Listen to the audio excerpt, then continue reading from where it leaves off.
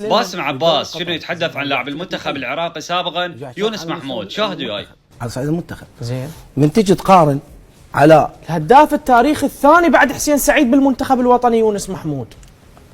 ابو حسين، تريد ارقام؟ ابو حسين، انا بدي اعطيك ارقام. ابو حسين تفضل. انا من احكي لك اليوم احكي لك اولا فني واحكي لك ثانيا شنو؟ ارقام. ارقام عشتي لك. جيد.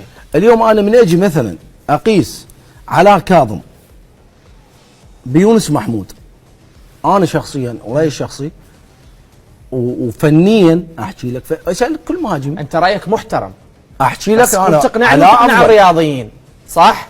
لانه يونس ايش قد لعب بالدوري العراقي كابتن الله يخليك، لعب موسم سطع نجمه راح احترف بعد ما رجع ومن اعتزل بالتوالي لعب موسم. الدوري القطري ترى ابني هسه عمره 14 سنه يقدر يلعب بالدوري القطري. شرفه بالوقت اللي انا كنت موجود ويونس كان موجود. ايه اخي لاعبين مستوى يعني تعبان، كان عندهم اعلام قوي